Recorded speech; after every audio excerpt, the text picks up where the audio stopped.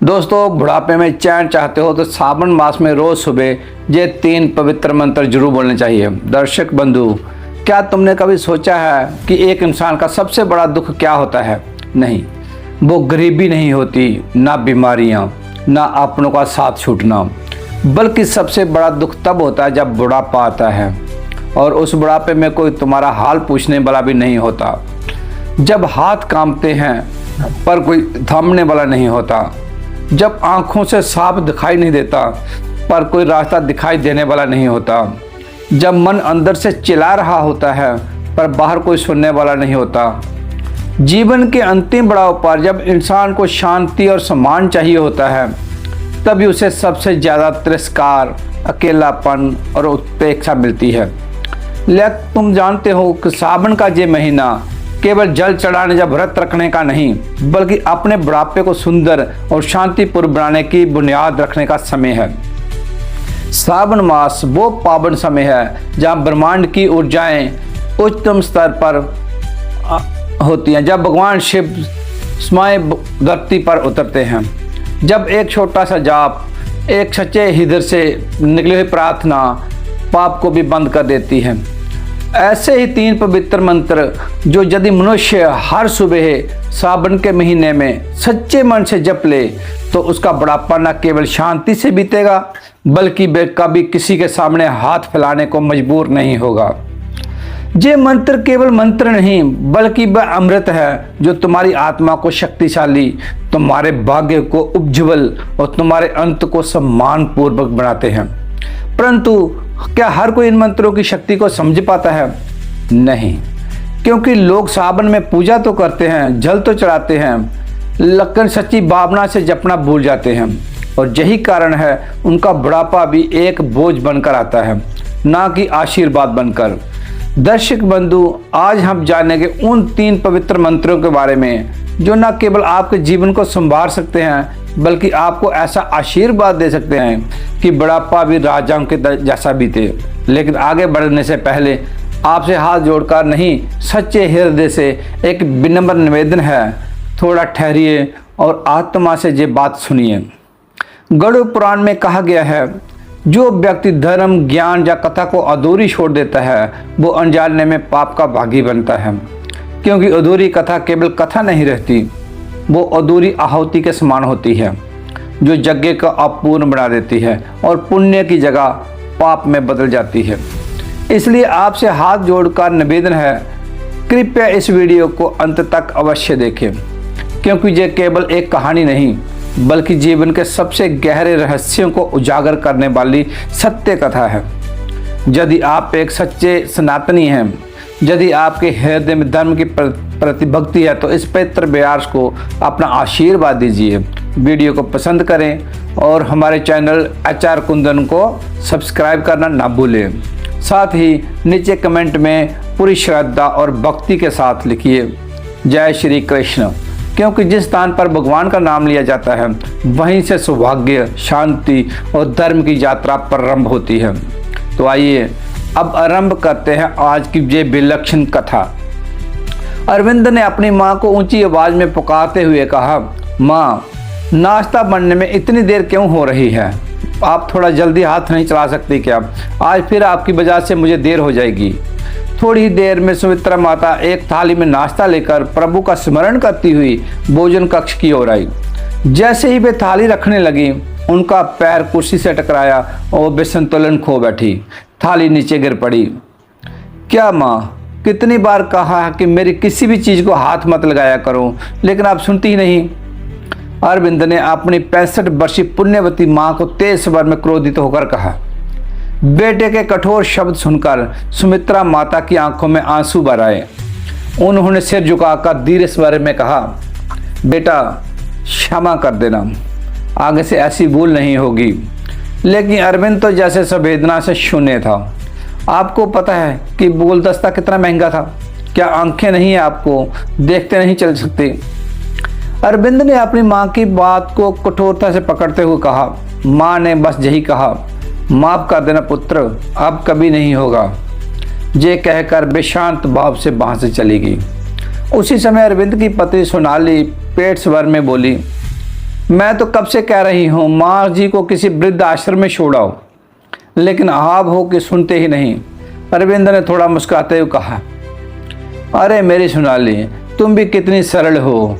कुछ ही समय में माँ बढ़ने वाली हो ना, देखभाल के लिए कोई तो चाहिए, इसलिए माँ को अभी तक रखा है। सोनाली ने बेहंग से कहा, हाँ, और आपको लगता है कि ये वृद्ध आश्रम मेरे बच्चे को संभाल लेगी? कम से कम 1 दहाई का खर्चा तो बचेगा। यही सोच रहे हो ना? अरविंद बोला, तुम्हें तो बस पैसों की पड़ी रहती है। तुम जानती हो मैं दिन भर इसके साथ कैसे समय बिताता हूँ। सोनाली जुझलाते हुए बोली, और मुझे पूरा दिन इस बुढ़िया के साथ घर में रहना पड़ता है, जैसे रोज का तप है कोई। क्या आप समझते नहीं हैं? रविंद्र ने शांत स्वर में कहा, मैं समझता हूँ, लेकिन सोचो ना, घर का सारा काम तुम माँ ही करती है। सोनाली बोली, तो मतलब मैं कुछ नहीं करती, सब कुछ आपकी माँ ही करती है? ये कहकर सोनाली ने रविंद्र का हाथ झटक दिया। नहीं, मेरा ऐसा कोई भाव नहीं था, तुम जैसा सोच रही हो। अरविंद ने समझाने की कोशिश की, लेकिन सोनाली तो जैसे बस मन का उपहार निकाल रही थी। हाँ, रहने दो, जाओ अपने ऑफिस में, वैसे भी खाने वाले ज़्यादा हम, काम करने वाले कम। सोनाली ने अपनी सांस की ओर तीखी नज़र देखते हुए अरविंद ने कुछ नहीं कहा, बस सोनाली के माथे को चुमा और धीरे से बोला, ख्याल रखना अपना भी और मेरे बच्चे का भी। फिर वो मुड़े अपनी माँ के पास गए और बोले, माँ, सोनाली का ख्याल रखना, वरना मुझसे बुरा कोई नहीं होगा। इतना कहकर अरविंद दफ्तर चला गया और आज उस माँ की आंखों से फिर से आंसू की गंगा बहने लगी। किंतु वो कर भी क्या सकती थी? ये तो हर दिन की पीड़ा थी, हर दिन वो घुट-घुट कर जीती थी, लेकिन किसी से कुछ कह नहीं सकती थी। वो दरवाजे पे खड़ी खड़ी अपने अतीत में खो गई। उसी क्षण सोनाली की आवाज़ गूंजी, अरे ओ बुढ़िया, आप दरवाजे पर ही खड़ी रहेगी क्या? घर का सारा काम पड़ा है, क्या काम नहीं करेगी? अरविंद के जाते सोनाली का व्यवहार बदल जाता था। जो सोनाली थोड़ी देर पहले सास से ठीक से बात कर रही थी, वही अब उसके साथ ऐसे पेश आती जैसे किसी जन्म का बदला ले रही हो। हाँ बेटी, आती हूँ, बताओ क्या काम है? सुमित्रा माता छड़ी के सारे कामती ही भीतर आती है। वो माँ जो कभी तेज कदमों से मंदिरों की सीढ़ियाँ चढ़ी जा करती थी, अब धीरे धीरे कामती हुई चलती थी। लेकिन उम्र की थकान नहीं, ये थकान अपनों की बेरुखी की थी, जिन्होंने बोझ समझ लिया था। और वो माँ ना ठीक चल पाती, ना ठीक से देख पाती, फिर भी पूरे घर का सारा काम वही करती थी। और बहू आराम से तकिए पर सिर रखकर करवट बदल देती, मानो संवेदना की चादर ओढ़कर पूरी इंसानियत से दूर हो चुकी है। माँ तो दिन रात सारा दिन भर काम, घर का काम इसलिए करती ताकि उनका घर, उनका मंदिर और उनकी बहू, जो उनके लिए बेटी के समान थी, वो सुखी रहे, आनंदित रहे। लेकिन बहू सोनाली वो कब संतोष मानने वाली थी? अगर उसका बस चलता तो वो शायद वो माँ के जीवन की आखिरी सांस तक खींच लेती।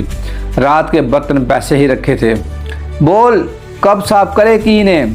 सोनाली ने माँ पर ऊंची आवाज़ में डांटते हुए कहा। माँ ने धीरे से कहा, बेटा, मैंने तो रात को ही ये सब बर्तन मांज दिए थे, प्रभु साक्षी है। क्या मैं झूठ बोल रही हूँ? सोनाली ने आंखें तरेरते हुए कहा। कुछ पल तक माँ शांत रही, आंखें बंद करके सोचने लगी, क्या सच में मैंने साफ किए थे? उन्हें याद आ गया, हाँ मैं कर चुकी थी। फिर भी वो बोली, कोई बात नहीं बेटी, मैं अभी कर देती हूँ, तुम नाराज मत हो। सोनाली, तुम छोटी छोटी बातों पर इतनी क्रोध मत किया करो, तुम माँ बनने वाली हो, इसका असर तुम्हारे होने वाले बच्चे पर पड़ेगा। इतना सुनते सोनाली आंख बबूला हो गई। आप होती कौन हो मेरे बच्चे की चिंता करने वाले? एक बात अपने दिमाग से ठूस लीजिए, आप इसका की सिर्फ बाई हैं, बाई, और बाई का काम है बस चुपचाप घर के काम करना, समझिए आप। इतना कहकर सोनाली ने माँ को इतनी जोर से धक्का दे दिया कि माँ गिर पड़ी। उनकी बूढ़ी हड्डियों में बहुत गहरी चोट लगी, लेकिन ना किसी ने रोका, ना किसी ने टोका। माँ ने आंखें मूंद ली, शायद प्रभु से कुछ प्रार्थना की, फिर मन ही मन बोली, हे प्रभु शक्ति देना, ये भी एक परीक्षा है, और उठकर फिर से काम में लग पड़ी। माँ ने रसोई में जाकर भोजन तैयार किया, पूरे घर का काम अकेले पूरा किया। तभी फिर आवाज़ आई, बुढ़िया कुछ खाने को देगी या भूखा ही रखेगी। सोनाली की तीखी आवाज़ फिर गूंज उठी, हाँ बेटी अभी लाई। लड़खड़ाते हुए माँ ने थाली में खाना परोसा और सोनाली के पास पहुंची। सोनाली ने बिना देखे ही कहा, अरे बुढ़िया तेरा दिमाग खराब है क्या? कोई प्रेग्नेंट औरत को ऐसा सड़ा गला खाना देता है? और रोटी माँ के चेहरे पर बीमारी। माँ ने निम्रता से कहा, बहू बड़े बुजुर्ग कहते हैं कि गर्भवती महिला को हमेशा सादा और सात्विक आहार देना चाहिए, लेकिन बहू कहाँ मानने वाली थी। उसके लिए तो हर नया कारण चाहिए था अपनी सास को अपमानित करने का, गाली देने का और मारपीट करने का। कई दिनों तक माँ को खाना तक नहीं देती थी। माँ जीवित होकर भी हर पर अंदर से मरती जा रही थी। उनकी जिंदगी जैसे कुछ जीवित नरक बन गई थी। उन्हीं पलों में सोनाली फिर से चीख उठी, बस अब बंद कर अपना ये सत्संग, मेरी सहेलियां आ रही हैं और देख उनके सामने कोई नाटक मत कर देना वरना बहुत बुरा होगा। माँ कुछ नहीं बोली। माँ चुपचाप रसोई में चली गई और नाश्ता बनाने लगी। उसी समय सोनाली फिर आई और कहा, सुन बुढ़िया, नाश्ते में समोसे, हरी मिर्ची की चटनी और चिप्स बना देना, और हाँ दोपहर का खाना सब यहीं खाएंगे और चिकन और चावल भी बना देना। सोनाली रसोई में आई और अपनी माँ से कुछ सख्त आवाज़ में कहने लगी, माँ जरा ध्यान देना, आज कोई बहाना नहीं चाहिए। आधे घंटे में नाश्ता तैयार हो जाना चाहिए। मेरी सहेलियाँ कभी भी आ सकती हैं। इतने में दरवाजे की घंटी बजी। अब क्या मेरा मुंह देख रही होगी? जाकर दरवाज़ा खोलो ना। सोनाली फिर से तेज आवाज़ में बोली, हाँ बेटी जा रही हूँ। माँ ने नम्रता से कहा और दरवाज़ा खोलने चली गई। दरवाज़ा खुलते ही सामने से आरती सोनाली की सहेली खुशी से बोली, अरे काकी कैसी हो आप? और माँ से गले लग गई। मैं ठीक हूँ बेटी, तू कैसी है? माँ ने अपनी आंखों में भावुकता से जवाब दिया, काकी आज बहुत दिन बाद आपके हाथों का भोजन खाने का सौभाग्य मिला है। माँ की आंखें भर आई। बस वो आरती को देखती रही। मन किया कि उसे दोबारा गले लगाए, अपना दर्द उसे बांटे, लेकिन बहू के डर से चुपचाप वहाँ से हट गई। उसी समय सोनाली की दूसरी सहेली नैना ने मुंह बनाते हुए कहा, क्या यार तू भी नौकरों से गले लगती है? कपड़े देखे उसके कितने मैले हैं। मुझे तो उल्टी सी आने लगी तो ऊपर से बदबू। छी। आरती मन ही मन बोली, नैना इस मान का उत्तर तुझे प्रभु अवश्य देगा, पर समय आने पर। तभी सोनाली किचन से बाहर निकलती है। अरे वाह तुम लोग आ गई, वहाँ क्या कर रही हो? अंदर आ जाओ। धीरे धीरे चल सोनाली, बच्चा है तेरे पेट में, उस पर असर पड़ेगा। आरती ने धीरे से समझाया। अरे तुम क्या कर रही हो माँ? क्या दिखाई नहीं देता? मेहमान आ चुके हैं, चाय पानी तो लेकर आओ। सोनाली ने फिर से माँ पर आवाज़ कसी। नैना हंसते हुए बोली, आजकल के ये नौकर भी ना जरा प्यार दिखाओ तो सिर पर चढ़ जाते हैं। थोड़ी देर बाद माँ कांपते हुए पानी लेकर आई। उनका पैर में से टकराया और ट्रे हाथ से छूटकर गिर गई। सारे गिलास टूट गए। आरती ने दौड़कर माँ को संभाला, गिरने से बचा लिया। ये क्या किया माँ तूने? तुम्हें पता है ये गिलास कितने महंगे थे? सोनाली फिर से माँ पर चिल्लाई। आरती बोली, क्या सोनाली तुम गिलास की बात कर रही हो? काकी को लग भी सकती थी। नैना बोली, अरे आरती तू नहीं जानती, ये काकी रोज़ ऐसा नाटक करती है, कुछ ना कुछ तोड़ती है, नुकसान करती है। आप क्या यहीं खड़े रहोगी? जल्दी से फर्श साफ करो और हमारे लिए समोसे लेकर आओ। सोनाली ने कठोर शब्दों में कहा। हाँ बेटी अभी लाई। माँ ने करुणा से सर हिलाया और चल पड़ी। माँ ने रसोई में जाकर गरम गरम समोसे बनाए, हरी चटनी भी रखी और सबके लिए परोसा। सबके हाथ में एक एक प्लेट दी। एक के बाद एक फरमाइशें आती रही। कभी नाश्ता, कभी चाय, कभी खाना, कभी जूस, कभी फिर से चाय। बेचारी माँ सब करती रही, सहती रही, लेकिन कुछ भी नहीं कहा। शाम हो गई थी। अरे सुनो, अभी अरविंद आने वाला होगा, अब तुम सब निकलो, मैं फिर बात करती हूँ। सभी सहेलियाँ बाय बोलकर घर से निकल गई, लेकिन सोनाली की आंखों में अब कुछ और ही चल रहा था। वो घड़ी की ओर देखती है और दौड़ती हुई रसोई में जाती है। अरे माँ आज माफ़ कर देना, शायद आज मैं कुछ ज़्यादा बोल गई। आप बहुत थक गई होंगी, आप जाकर थोड़ा आराम कर लो। सोनाली ने आंखों में जूठे आंसू भरते हुए कहा, नहीं बेटी, अभी बहुत सारा काम बाकी है, अरविंद भी आने वाले हैं, उनका खाना भी बनाना है, काम करके ही आराम करूँगी। मियाँ ने प्यार से जवाब दिया, नहीं माँ जी, आप अभी आराम करो, अरविंद को आने में वक्त है, मैं सब कुछ देख लूँगी। सोनाली ने माँ का हाथ पकड़कर उन्हें कमरे की ओर भेजा। माँ को समझ नहीं पा रही थी आज सोनाली इतनी मीठी क्यों बन रही है, लेकिन बहू को डर से कुछ पूछ भी नहीं पाई और चुपचाप अपने कमरे में चली गई, लेकिन आराम नहीं कर सकी। मन में बस एक ही प्रश्न घूम रहा था, हे प्रभु, आज ये प्यार कैसा। और तभी बाहर से किसी की रोने की आवाज़ आने लगी। माँ छड़ी के सहारे डगमगाते कदमों में बाहर निकलती है। जैसे ही बाहर आती है, देखती है कि अरविंद गुस्से से भरे हुए तेजी से उनकी ओर बढ़ रहा था। माँ उन्हें देखकर समझ जाती है, हे प्रभु, आज फिर कोई परीक्षा आने वाली है। जरूर बहू ने कोई नई बात फैलाई है, आज फिर बेटा मुझ पर ही क्रोध करेगा। ये सोचकर माँ अपने कदम पीछे कर लेती है। माँ, आप क्या कर रही थी? आपको तो पता है सोनाली माँ बनने वाली है, फिर भी आप उसे काम करवा रही है। अरविंद गुस्से में तेज आवाज़ में बोलते हुए आगे बढ़ता है, पर बेटा, मैंने क्या किया है? डरते हुए माँ की आवाज़ कांप उठती है। अरविंद का क्रोधित चेहरा देखकर माँ की सांसें तेज हो जाती हैं। वो धीरे धीरे पीछे हटने लगती है। तभी उनका पैर किसी सख्त वस्तु से टकरा जाता है और वे अचानक ज़मीन पर गिर जाती है। लेकिन ना तो बेटी की आंखों में दया उतरती है, ना बहू सोनाली के पत्थर जैसे मन में कोई करुणा जागती है। सोनाली तो जैसे पहले एक क्रूरता की मूर्ति बन चुकी थी। अरविंद तेजी से आगे बढ़ता है, निर्दयता से हाथ उठाकर बोलता है, माँ, आपको जरा भी शर्म नहीं आती? आप जानती हैं सोनाली गर्भवती है, फिर भी आप उसे काम करवा रही है। आपको हमने घर में इसलिए रखा था कि मेरी पत्नी का ध्यान रख सके, वो भी नहीं कर पा रही हैं आप। अरे सोनाली नहीं सही तो मेरे बच्चे के बारे में तो सोचिए। अरविंद अपने शब्दों पर कोई लगाम नहीं लगाता, जैसे हृदय में श्रद्धा का दीप बुझ चुका हो। माँ कांपती आवाज़ में कहती है, बेटा, मैंने ऐसा क्या कर दिया कि तू इस तरह मुझे ताने सुना रहा है? क्या किया है? माँ, कुछ तो शर्म करो, बूढ़ी हो गई हो, अब तो कम से कम झूठ बोलना बंद कर दो। माँ एक तक अरविंद को देखते थे। शायद उन्हें समझ आ गया था कि यही सब इसी और का रचा हुआ खेल है, सोनाली की ही चाल है। लेकिन वे जानती थी अब कुछ भी कहने से कुछ फ़ायदा नहीं। बेटा तो अपनी आंखों से नहीं, किसी और की बातों से देख रहा है। अब चुप क्यों हो गई? आप जानना चाहती हैं क्या हुआ? तो देखो, अरविंद सोनाली को आगे लाते हुए कहता है।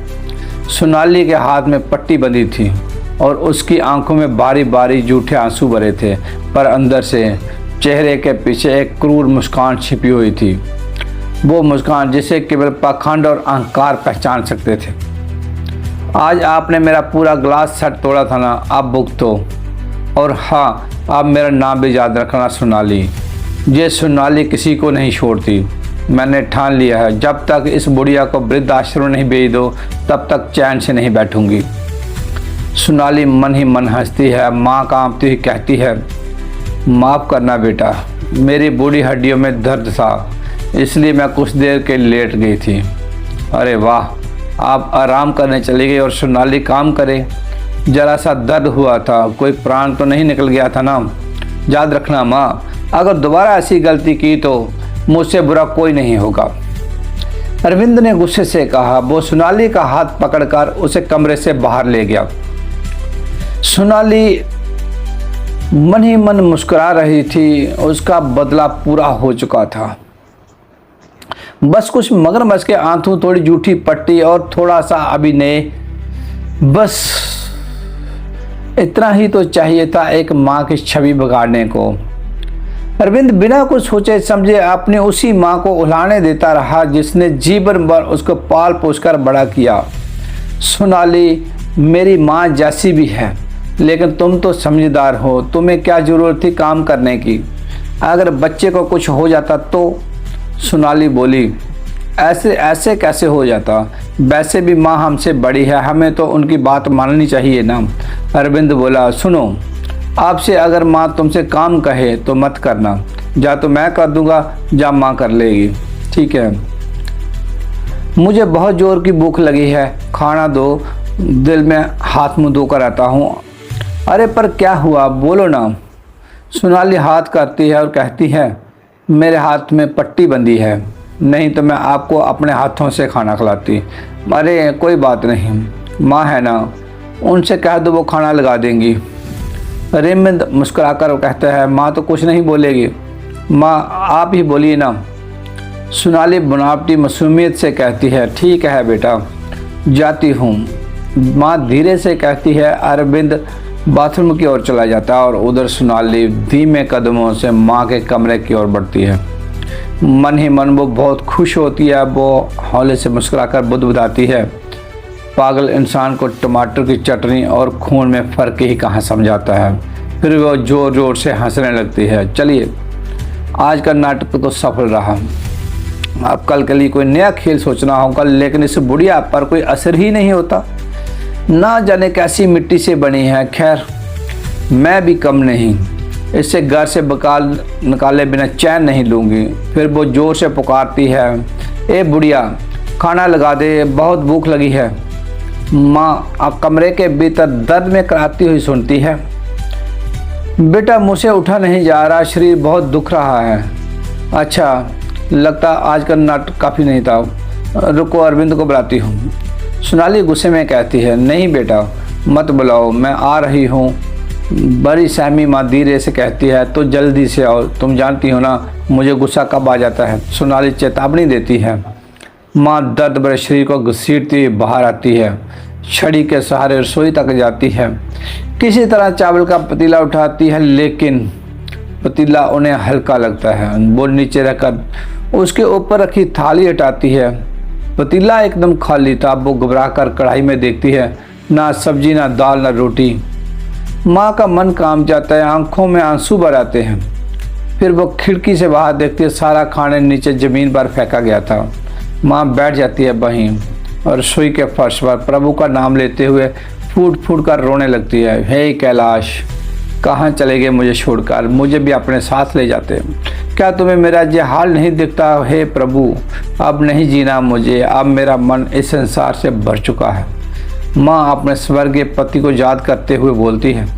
उधर बाहर से अरविंद की आवाज़ आती है, माँ खाना लाने में इतनी देर क्यों कर रही हो? अगर नहीं देना खाना तो साफ साफ कह दो, फिर कभी नहीं मांगूंगा आपसे। सोनाली कहती है, जाओ देखकर आओ क्या हुआ है। फिर वो खुद ही उठती है और धीरे धीरे रसोई की ओर जाती है। जैसे ही रसोई में पहुंचती है, माँ को रोता देखती है। क्यों रे बुढ़िया, आप फिर से रोने का नया तमाशा ले आई क्या? चल बाहर जाकर बोल दे खाना नहीं बना और बनाने के लिए कुछ भी नहीं है। ये कहती है माँ केवल बाल खींचती है। देख बुढ़िया, बोल दे साफ साफ, घर में खाने को कुछ नहीं है, वरना तो ये अच्छा नहीं लगेगा। माँ कांपते हुए कहती है, बेटा ऐसी हालत में बाहर का खाना अच्छा नहीं होता, मैंने तो तुमसे राय नहीं मांगी। सोनाली का गर्ज कर बोलती है, बोल तुम कभी सुधरेगी नहीं क्या? हर बार बहाने, हर बार नाटक। पर बेटा, माँ बोलती है कि शब्द रुक जाते हैं। चुप बुढ़िया, अपनी राय अपने पास रख, जितना कहा है उतना ही बोल, और जाकर अरविंद से कह दे। सोनाली फिर डांटती है। माँ रसोई के दीवार का सहारा लेकर धीरे धीरे छड़ी थाम कर उठती है। माँ अपने कांपते पैरों को संभालते हुए धीरे धीरे अरविंद की ओर बढ़ती है और कहती है, बेटा घर में कुछ भी नहीं है, खाना बनाने के लिए कुछ भी नहीं बचा। मतलब आप खाना नहीं बनाई थी? अरविंद थोड़ा ऊंचे स्वर में बोलता है। नहीं बेटा, वो मैं बस। माँ डरते हुए जवाब देती है, बहुत हो गया माँ। अरविंद गुस्से से बोलता है, तुम्हें पता है ना सोनाली प्रेग्नेंट है, उसे वक्त पर खाना चाहिए। पर छोड़ो, आप कुछ कहना बेकार है। इतना कहकर अरविंद सोनाली का हाथ पकड़ता है और उसे लेकर घर से बाहर निकल जाता है। दोनों एक होटल जाते हैं और तृप्त होकर स्वादिष्ट भोजन करते हैं। सोनाली मन ही मन बहुत खुश होती है। क्यों ना हो, आज माँ को बेटे से डांट से पड़वाई थी, पर किसी को क्या पता उस माँ के दिल पर क्या बीती होगी, जिसने अपने बेटे को अपनी गोद में बिठाकर एक एक निवाला खिलाकर बड़ा किया। वही बेटा आज पत्नी के प्यार में माँ की ममता को भूल बैठा। अरविंद खाना खाकर कहता है, अरे घर पर तो कुछ नहीं है, चलो माँ के लिए भी खाना पैक करवा लेते हैं। सोनाली चौंकते हुए बोलती है, पागल हो क्या, माँ ये खाना खाएगी?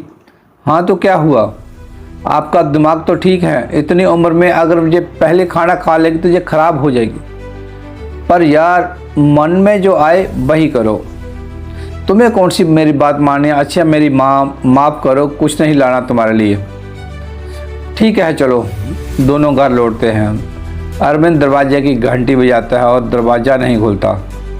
वो 2-3 और बार कोशिश करता है, फिर अपनी जेब से चाबी निकाल कर दरवाज़ा खोलता है। घर के अंदर आता है तो माँ कहीं भी नज़र नहीं आती। अरविंद इसे अनदेखा करता है और सीधा अपने कमरे में जाकर सो जाता है। इधर माँ अपने कमरे में अधूरी नींद से जागती है, मन ही मन बुदबुदाती है, हे प्रभु मेरे बेटे बहू अभी तक नहीं लौटे, आप ही रक्षा करना, जहाँ भी हो सुरक्षित लौट आए। माँ बाहर आती है, दरवाज़ा खुला देख डर जाती है, सोचती है कहीं कोई चोर तो नहीं आया। धीरे धीरे आगे बढ़ती है, देखती है अरविंद और सोनाली अपने कमरे में हैं। माँ की आत्मा को तसल्ली मिलती है कि बहू बेटा सही सलामत लौट आए हैं, पर मन में एक चुभ रह जाती है, बेटा घर आया पर माँ से मिलने तक नहीं आया। माँ की आंखें भर आती हैं माँ, लेकिन वो आंसू को पी जाती है, अपने कमरे में लौट जाती है, बिस्तर पर लेट जाती है और एक पतली चादर ओढ़ लेती है। पर वो नींद जो वर्षों पहले छिन गई थी वो आज भी आंखों तक नहीं पहुँच पाई। थोड़ी देर बाद सोनाली अंगड़ाई लेते हुए अपने कमरे से बाहर आती है। अरे ये बुढ़िया कहीं ये दिख नहीं आया आज, वासी लेते ही कहती है, शायद रसोई में होगी, चल कर देखती हूँ। पर जब पूजा करती थी रोज, अगरबत्ती की कोई खुशबू भी नहीं आ रही है, चलो उसके कमरे में ही झांक लेती हूँ। दरवाज़ा खोलती है और झांकती है, अरे वाह ये बुढ़िया तो अभी तक सो रही है।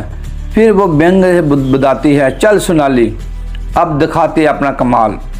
सोनाली बाथरूम में जाती है, कपड़ों का ढेर उठाती है और नाटक के तहत कपड़े धोने बैठ जाती है। जैसे ही अरविंद उधर आता है, सोनाली जानबूझकर गिरने का नाटक करती है और जोर जोर से चिल्लाने लगती है। अरविंद घबरा जाता है और सोनाली तुम कपड़े धो रही थी, कितनी बार कहा है कोई काम मत किया कर। क्या करें, काम ही इतना था, काम माँ है ना वो करेगी। हाँ काम तो बहुत था, पर अब क्या करूँ, माँ कहाँ है। देखो अरविंद प्लीज़ उनसे कुछ मत कहना, उन्होंने कुछ नहीं किया, तुम बस बताओ माँ है कहाँ। अपने कमरे में सो रही है। इतनी देर तक सो रही है तो क्या हुआ अरविंद, बूढ़ी हैं, थक जाती होंगी ना, सोने दो ने। वैसे भी मैं इस घर की नौकरानी हूँ, कर ही लूँगी सारा काम। अरे नहीं सोनाली कैसी बातें कर रही हो तुम तो मेरी जान हो, तुम मेरी एक भी काम नहीं करोगी, बस तुम बैठो मैं माँ को बुला कर लाता हूँ। जी जैसा आप ठीक समझो, सोनाली से सिर हिलाकर कहती है। अरविंद अपनी माँ के कमरे में जाता है, देखता है कि माँ सो रही है, गुस्से में बोलता है, अभी तक सो रही हो आप। माँ अरविंद की आवाज़ सुनकर चौंक जाती है, बड़बड़ाकर उठती है और कहती है, बेटा रात को थोड़ी देर तक सोई थी इसलिए आँख नहीं खुली। देर से क्यों माँ, जब हम घर आए थे तब भी आप सोई थी। बेटा भूखे पेट नींद नहीं आती। भूखे पेट मतलब कुछ नहीं बेटा, ऐसे ही। अरे माँ तुम्हें पता भी है, सोनाली कपड़े धोते हुए बाथरूम में फिसल गई है, मैं जाकर उसे देखता हूँ। और हाँ नाश्ता बनाने के बाद सारे कपड़े भी तुम ही धो देना, सोनाली कुछ नहीं करेगी। ठीक है बेटा तू जा, मैं बस 5 मिनट में नाश्ता बना कर लाती हूँ, फिर कपड़े भी धो दूँगी। ठीक है माँ। अरविंद कमरे से बाहर चला जाता है। बेचारी माँ जल्दी से हाथ मुंह धोती है और रसोई में जाकर नाश्ता बनाने लगती है। फिर याद आता है, अरे कल रात तो घर में कुछ था ही नहीं। फिर भी प्रभु का नाम लेकर फ्रिज खोलती है, देखती है कल की हरी सब्जी फल दूध सब वैसे ही भरे पड़े थे। आटे का डिब्बा भी बड़ा, चावल भी पूरा पड़ा है। माँ आश्चर्य में पड़ जाती है, कल तो सब खाली था, ये फिर कैसे भर गया। माँ समझ जाती है ये सब सोनाली की ही कोई चाल है।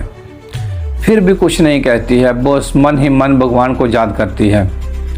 हे प्रभु, मुझे शक्ति देना कि मैं सब सह सकूं। अरविंद ऑफिस चला जाता है। सोनाली का अत्याचार दिन प्रतिदिन बढ़ता जाता है।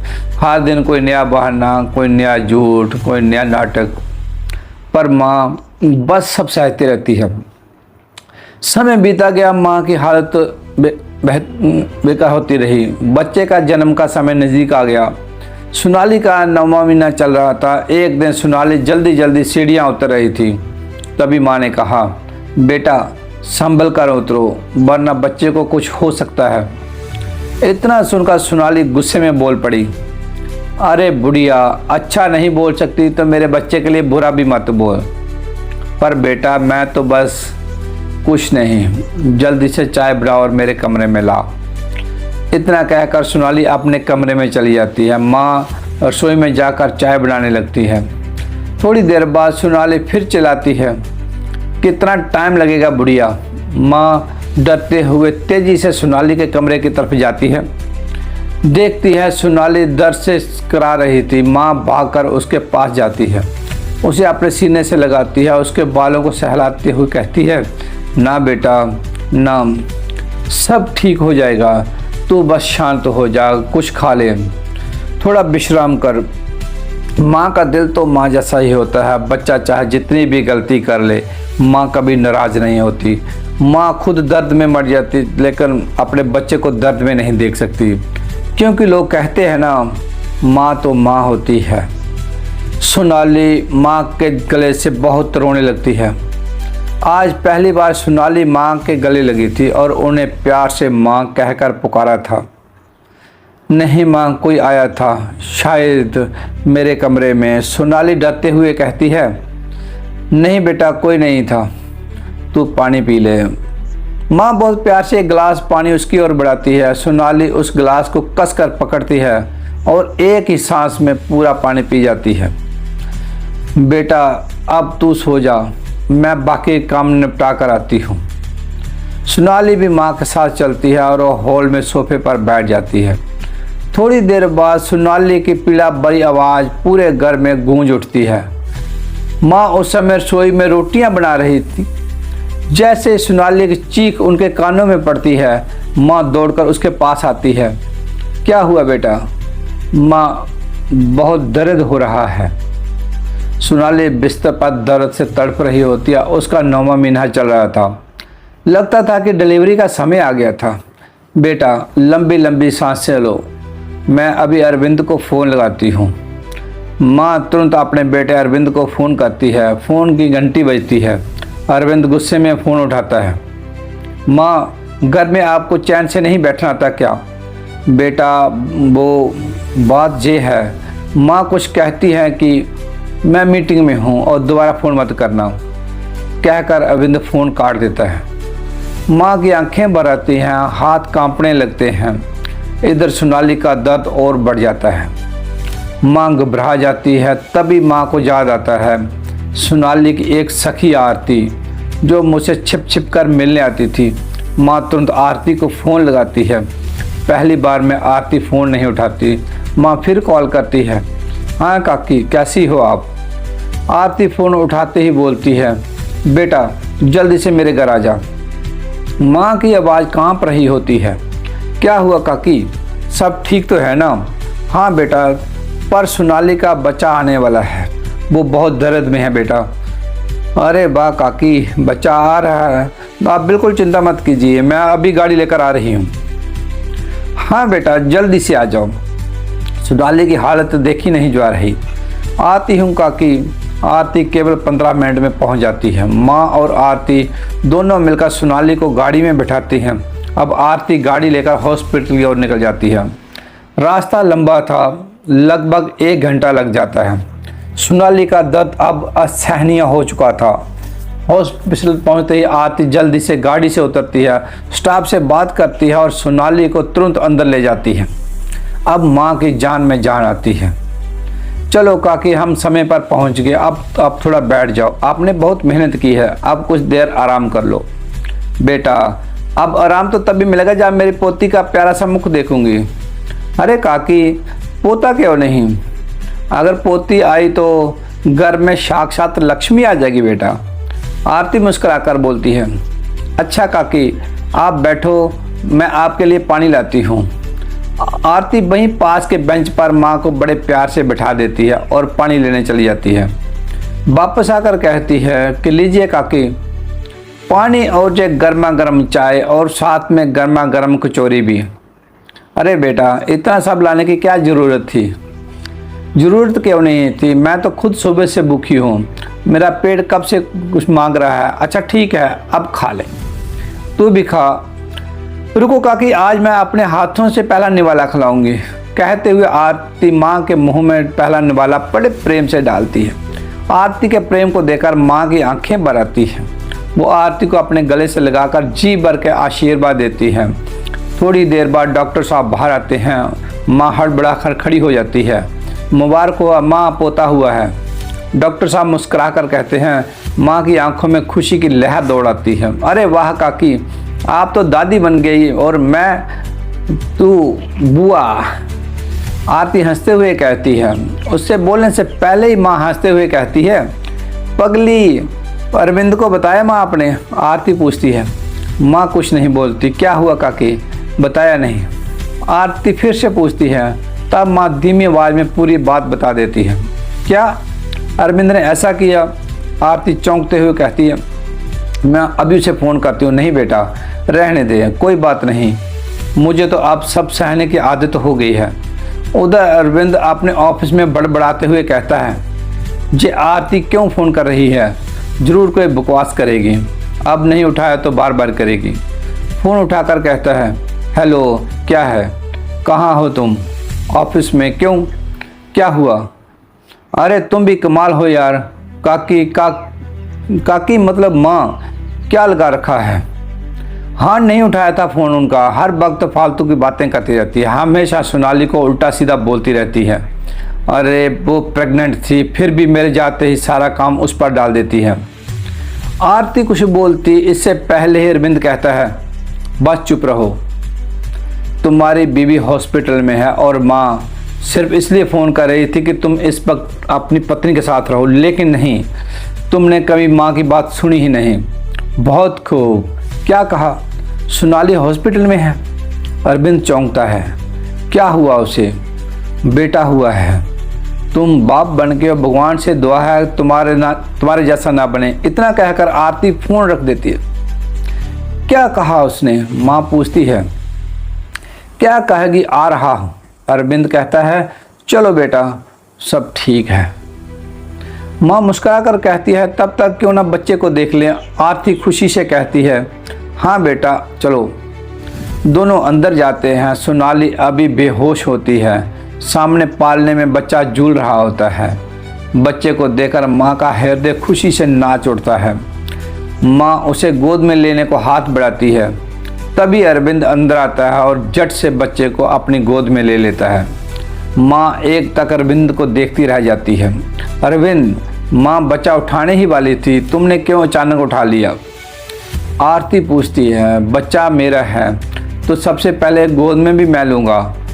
वैसे भी माँ के हाथ गंदे, अगर मेरे बच्चे को इन्फेक्शन हो गया तो। अरविंद कैसी बातें कर रहे हो, शर्म नहीं आती? ये माँ है तुम्हारी।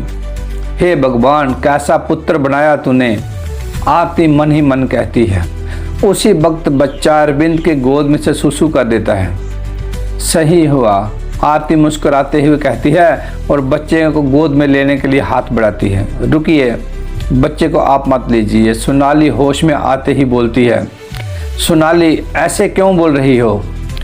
आरती दुख से पूछती है। आरती की आंखों में आंसू आ जाते हैं। हाँ मैं नहीं चाहती कि मेरे बच्चे कोई बांझ औरत छुए। सोनाली जी क्या कह रही हो तुम? माँ स्तब्ध रह जाती है। आरती रोते हुए बोलती है, हाँ तेरी शादी को 8 साल हो गए लेकिन तुझे आज तक एक भी बच्चा नहीं हुआ, इसलिए तुम मेरे बच्चे से दूर ही रह। सोनाली के ऐसे शब्द सुनकर आरती का दिल टूट जाता है। वो रोती हुई वहाँ से दौड़कर चली जाती है। सोनाली की बात सुनकर माँ भी चुपचाप रोने लगती है। आज माँ के दिल के 1000 टुकड़े हो गए थे। जिस बच्चे के लिए माँ ने सब कुछ सहा, उसी को आज वो छू भी नहीं सकती। अरविंद और सोनाली बच्चे में मग्न हो जाते हैं। इतने मस्त हो जाते हैं कि ना उन्हें माँ का दुख दिखाई देता है, ना आरती के बहते आंसू। थोड़ी देर बाद सोनाली को हॉस्पिटल से छुट्टी मिल जाती है। अरविंद उसे घर लेकर आता है। उधर बेटे से इतना अपमान सहने के बाद भी माँ के मन में कोई शिकायत नहीं होती। कितना बड़ा दिल था उसका, केवल माँ ही ऐसा दिल रख सकती है। थोड़ी देर बाद माँ भी घर पहुँच जाती है। दरवाज़ा खुला होता है। अरविंद और सोनाली बच्चे को खिला रहे होते हैं। माँ दूर से बच्चे को निहारती है, हाथ जोड़कर आशीर्वाद देती है। सुखी रहे बेटा, भगवान तुझे हमेशा खुश रखे। माफ़ करना मेरे बच्चे, मैं तुझे छू नहीं सकती। क्या करूं बेटा, बूढ़ी हो गई ना, हाथ अब गंदे रहते हैं। अगर तुझे गोद में उठाऊं तो कहीं तुझे कुछ हो ना जाए। इतना कहते माँ रोने लगती है और चुपचाप घर के कामों में लग जाती है। समय धीरे धीरे बीतने लगता है। आज बच्चे को घर आए 1 महीना हो गया, लेकिन माँ ने अब तक अपने पोते को गोद तक नहीं लिया।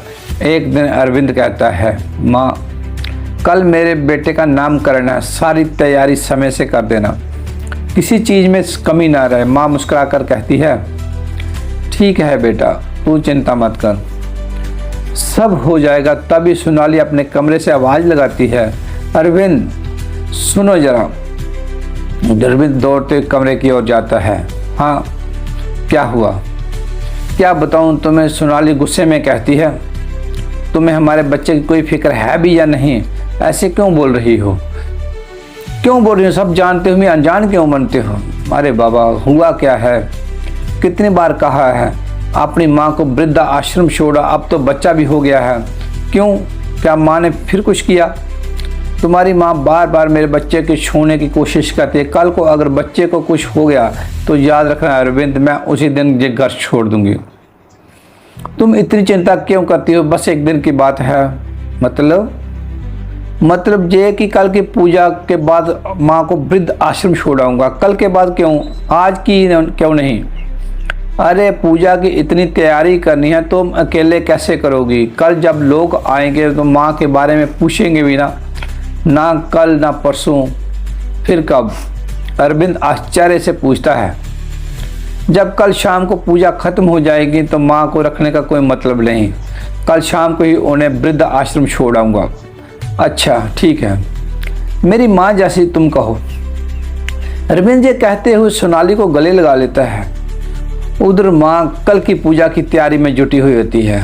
उन्हें इस बात का बिल्कुल भी अंदाज़ा नहीं होता कि आज इस घर में उनका आखिरी दिन है। समय अपनी चाल से आगे बढ़ता है और सुबह हो जाती है। रात भर काम करने के बाद भी माँ सूर्य उगने से पहले ही उठ जाती है और पूरे मन से पूजा की तैयारी में लग जाती है। धीरे धीरे समय बीतता है और घर में मेहमान आने लगते हैं। माँ सबका आदर सत्कार करने में लग जाती है। इधर सोनाली बस बैठे बैठे अपना भाषण देती रहती है। पंडित जी भी आ जाते हैं। पूजा का समय हो जाता है। माँ भी पूजा में बैठने की तैयारी करने लगती है। तभी बेटे का आदेश आता है, माँ आप पूजा में बैठकर क्या करेंगी? हम सब तो है ना जहाँ। आप जाओ, मेहमानों का ध्यान रखो, सबका ख्याल रखना है आपको। अरविंद धीरे से माँ के कान में कहता है। माँ सबको समझ जाती है। चुपचाप आंखों में आंसू दबाकर वहाँ से दूर चली जाती है। एक कोने में खड़ी होकर बच्चे को याद करती है, जिसके लिए मैंने सब कुछ सहा, आज उसी को छूने में नहीं दिया गया। देख रहे हो ना आप, आपका बेटा कितना बड़ा हो गया है। अब उसे माँ की कोई ज़रूरत नहीं रही। अब मुझे अपने पास बुला लो प्रभु, अब मुझ में और सहने की शक्ति नहीं है। माँ मन ही मन अपने स्वर्गीय पति को याद करके कहती है, अब बच्चे के नामकरण का समय आता है। माँ टकटकी लगाए देखती रहती है कि सोचती है कि बेटा एक बार तो जरूर बुलाएगा, पर शायद ये सिर्फ एक माँ का भ्रम था। अरविंद नामकरण करवा चुका होता है, फिर पंडित जी से आशीर्वाद लेता है और फिर माँ के चरणों में झुकता है।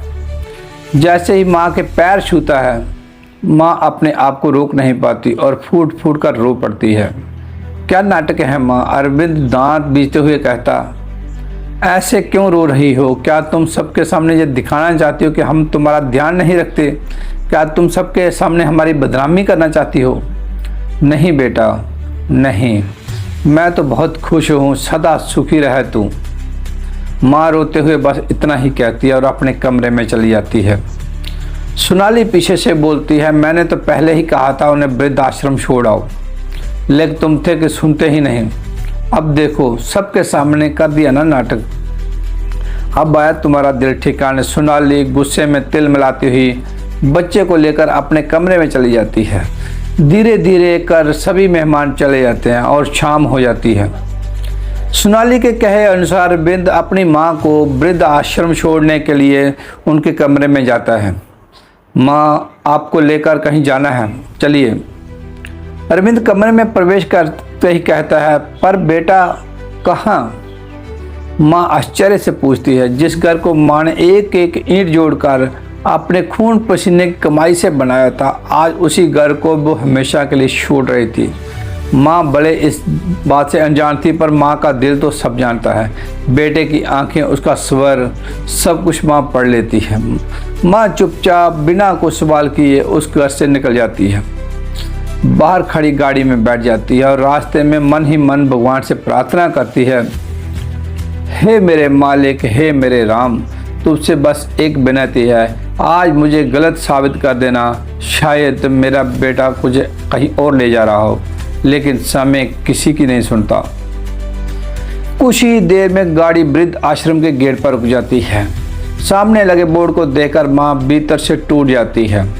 अरविंद माँ का बैग उठाकर अंदर रख देता है। माँ, आप हमें गलत मत समझना, घर में आपकी देखभाल सही से नहीं हो रही थी, इसलिए मैंने सोचा जहाँ पर आपको अच्छा माहौल मिलेगा और हम भी निश्चिंत रहेंगे, जहाँ आपकी उम्र के बहुत लोग हैं, आपका मन भी लगेगा।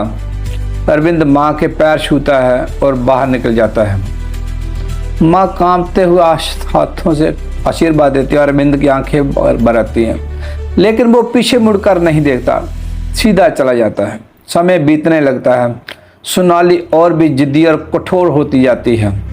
अरविंद अब परेशान हो जाता है। हर दिन सोनाली का व्यवहार और ख़राब होता जाता है। अब तो घर का काम भी अरविंद को करना पड़ता है। अरविंद को माँ की याद बहुत सताने लगती है। वो ठान लेता है कि अब वो माँ को वृद्ध आश्रम से वापस ले आएगा।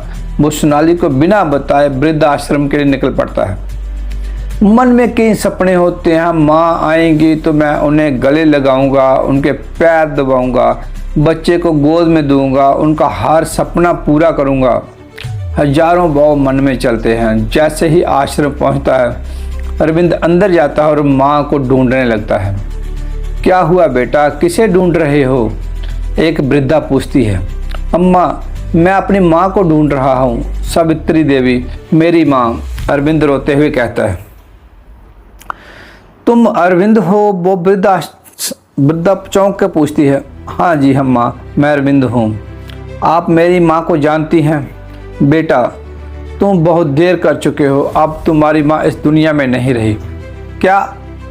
अरविंद की आंखें फटी की फटी रह जाती हैं। हाँ बेटा, जब तुम उन्हें छोड़कर गए थे वो बहुत रोती थी, हर रोज़ तुझको और अपने पोते को याद करती थी। उनकी बस एक ही आखिरी इच्छा थी, अपने पोते को एक बार गोद में लेना। कब हुआ ये सब? जब तुम गए थे उसी के 4 दिन बाद ही उसका प्राणांत हो गया। 4 दिन बाद ही। अरविंद जमीन पर गिरकर फूट फूट रोने लगता है। माँ, नहीं माँ, आप ऐसा नहीं कर सकती, आप मुझे छोड़कर नहीं जा सकती। माँ, एक बार सिर पर हाथ फेर दो। माँ, वापस आ जाओ। वो वहीं रोने लगता है, पछताता है। वृद्धा उसे एक स्वेटर देती है। ये लो बेटा, तुम्हारी माँ ने अपने पोते के लिए खुद बनाया था। स्वेटर पकड़ते ही अरविंद पूरी तरह टूट जाता है। अब उसे अपनी गलती का एहसास हो चुका था, लेकिन अब कुछ नहीं हो सकता था। जो हो जाना था वो जा चुके थे। आप पछताने का कोई फ़ायदा नहीं था। काश समय रहते समझ लिया होता तो आज माँ साथ होती। पर सोनाली की बातों में आकर अरविंद ने केवल गलती नहीं की, बल्कि जीवन का सबसे बड़ा पाप कर दिया था, जिसका प्रायश्चित शायद प्रभु भी ना स्वीकार करे। ऐसे लोगों को संतान कहना भी पुण्य नहीं पाप लगता है। शायद माँ माफ़ कर दे, क्योंकि माँ का दिल बहुत बड़ा होता है, लेकिन ईश्वर शायद कभी माफ़ ना करे। दर्शक बंधु, ये कथा अभी यही नहीं ख़त्म होती। अभी हम ये भी जानने कि आखिर में वो कौन से 3 मंत्र हैं जिन्हें सावन मास में जपने से बुढ़ापा सुख से बीतता है। दर्शक बंधु, बुढ़ापे में चैन चाहते हो तो सावन मास में रोज़ सुबह बोलो ये 3 पवित्र मंत्र। ये कोई साधारण वाक्य नहीं, ये एक गूढ़ सत्य है, एक आध्यात्मिक रहस्य जो उस हर व्यक्ति को जीवन का सच्चा सुख दे सकता है जो अब तक केवल कर्तव्यों, दुखों, परेशानियों और दुनियावी झंझावातों में उलझा रहा। दर्शक बंधु, क्या आपने सोचा है कि इंसान की सबसे बड़ी इच्छा क्या होती है? जवानी में सफलता, यश, पैसा। लेकिन जब जीवन के ढलती उम्र में पास आती है, जब शरीर थकने लगता है, जब आंखों में धुंध और हृदय में एकांत भरने लगता है, तब बस एक ही बात मन में उठती है, काश अब जीवन में थोड़ा चैन, थोड़ी शांति, थोड़ी आत्मिक राहत मिल जाए। लेकिन अफसोस, बहुतों को बुढ़ापे में भी चैन नहीं मिलता। बेटों से कलह, बहू से उपेक्षा, समाज से उपहास और शरीर से पीड़ा। फिर क्या करे ऐसा वृद्ध जिसे अब कोई अपना नहीं समझता। जब कोई अपनी जवानी के तो सबके लिए जिया, लेकिन अब खुद के लिए एक पल भी चैन नहीं पाता। शास्त्रों में कहा गया है कि सावन मास न केवल भगवान शिव को प्रसन्न करने का पावन समय है, बल्कि ये मास जीवन के उन विषयों को भी हरने वाला है जो हमें भीतर से कचोड़ते हैं, जैसे अकेलापन, अशांति, दर्द, क्रोध और पछतावा और मानसिक अशांति। हर सुबह जब ब्रह्म मुहूर्त का समय होता है, तब वातावरण में एक दिव्यता फैलती है। ये वह समय होता है जब सृष्टि अपने सबसे शांत रूप में होती है।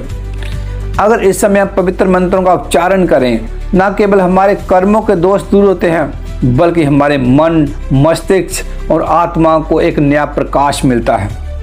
अब हम आपको बताएंगे वो 3 पवित्र मंत्र जो यदि सावन मास में प्रतिदिन प्रातःकाल बोल दिए जाएं, न केवल बुढ़ापे की पीड़ा मिटती है, बल्कि एक दिव्य संतुलन स्थापित होता है जीवन में, और वो शांति मिलती है जो ना औलाद देती है ना दौलत। पहला पवित्र मंत्र है AUM नमः शिवाय। इस पंचाक्षरी महामंत्र का उच्चारण यदि आप ब्रह्म मुहूर्त में आंखें बंद करके शिव की मूर्ति या केवल मन में शिव का ध्यान करते हुए करें, तो यह मंत्र आपके भीतर के सारे चिंता, हीनता और अपमान को सूख लेता है। ये मंत्र शिव की तरह आपको वैराग्य देता है, न कि जीवन को दुखों से ऊपर उठने की शक्ति। बुढ़ापे में जो सबसे बड़ा रोग है वो है अपेक्षा। बच्चा मेरी चिंता क्यों नहीं करता, बहू मुझे आदर क्यों नहीं देती, मेरे लिए कोई क्यों नहीं सोचता। जब आप रोज ओम नमः शिवाय का जाप करेंगे तो आपके भीतर यह शक्ति जागृत होगी, तो आप सबको होते हुए भी निरंतर रहोगे। आपका आत्म बल बढ़ेगा, आपका हृदय में संतोष की गंगा बहेगी और जीवन का भार हल्का हो जाएगा। दूसरा पवित्र मंत्र है मृत्युंजय मंत्र। AUM त्र्यंबकम जामहेश सुगंधम पुष्टिवंदनम पूर्वार्कनाद वृत्ति मोक्षे महामित्रा। इस मंत्र को महामृत्यु मंत्र कहा गया है। यह मंत्र न केवल रोग नाश करता है, बल्कि मानसिक चिंता, आध्यात्मिकता, थकावट, जीवन के अंत में भय को भी समाप्त कर देता है। इस मंत्र के जाप से शरीर के रोग, वृद्धावस्था की तकलीफें जैसे जोड़ों का दर्द, अनिद्रा, ब्लड प्रेशर और मन की थकान सब दूर हो जाती है। आपके भीतर मृत्यु का भय समाप्त हो जाता है और एक दिव्य ऊर्जा उत्पन्न हो जाती है। कुछ ये कहती है, मुझे अब डर नहीं किसी चीज़ का, प्रभु मेरे साथ है। कितने ही वृद्ध आज नींद की गोलियों पर निर्भर हैं, कितने ही अपनों की बातें सोच सोच कर हृदय रोग से पीड़ित हैं। लेकिन जो व्यक्ति इस महामंत्र का जाप करता है, उसके हृदय में आशा का दीप जलता है। वो जानता है कि मेरा हर कष्ट मेरे भोले बाबा हर लेंगे। तीसरा पवित्र मंत्र है ओम नमः शिवाय नमस्तम दिमो शिवाय नमः नमः। जय मंत्र नम्रता का प्रतीक है, जो हमें अहंकार से मुक्त करता है। बुढ़ापे में सबसे बड़ा बोझ होता है पुरानी बातों का घमंड और अपमान का बोझ। मैंने अपने बेटों को पाल पोस कर बड़ा किया, मेरे बिना ये घर क्या था, मैं जब ये सब था। यही अहंकार धीरे धीरे पीड़ा में बदल जाता है, और जब कोई आपका आदर नहीं करता तो वो पीड़ा और बढ़ जाती है। इसलिए जब आप रोज ओम नमः शिवाय का जाप करते हैं तो ये अहंकार पिघलता है, आपके भीतर समर्पण आता है। आप भगवान को कहते हैं, प्रभु मैंने जीवन में बहुत कुछ किया, पर अब सब कुछ आपके चरणों में है, अब जो होगा वो आपकी इच्छा से होगा। ये मंत्र वृद्ध व्यक्ति के उस गहरे मन से मुक्त करता है जो किसी को माफ़ नहीं कर सकता, जैसे पुराने रिश्तों की चोट, पुरानी बातों की ठेसें। इस मंत्र के जाप से सब बह जाता है और रह जाता है केवल चैन, केवल शांति, केवल प्रभु का नाम।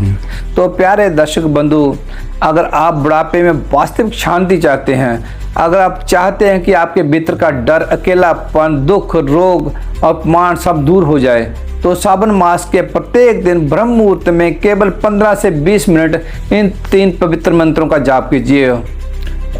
ओम एजुम नमः शिवाय, त्रिंबिम कम 3 एजुम शिवाय नमस्ताय नमः नमः। आप देखेंगे आपके जीवन की दिशा ही बदल जाएगी, आपका मन गंगा शांत हो जाएगा और आपकी आत्मा शिव के चरणों में विश्राम पाने लगेगी। ये मंत्र को चमत्कार नहीं करते, बल्कि ये आपके भीतर के उस शिव को जागृत करते हैं जो स्वयं आनंद और शांति का स्वरूप है। और अंत में एक विनम्र निवेदन है कि यदि आपको ये पावन कथा और शिवमयी जानकारी लाभदायक लगी हो, यदि आपके मन में भक्ति की उज्जवल ज्योति हो, तो कृपया इस वीडियो को दूसरों तक भी पहुंचाएं ताकि किसी और वृद्ध को भी ये दिव्य मंत्रों का सहारा मिल सके। और यदि आप सच्चे सनातनी हैं तो इस आध्यात्मिक प्रयास को अपना आशीर्वाद दीजिए, वीडियो को पसंद करें और हमारे चैनल HR कुंदन को सब्सक्राइब करना ना भूलें। हर हर महादेव। और अंत में अपने आसपास साफ सफाई ना करें और देश को स्वस्थ रखें। Thank you.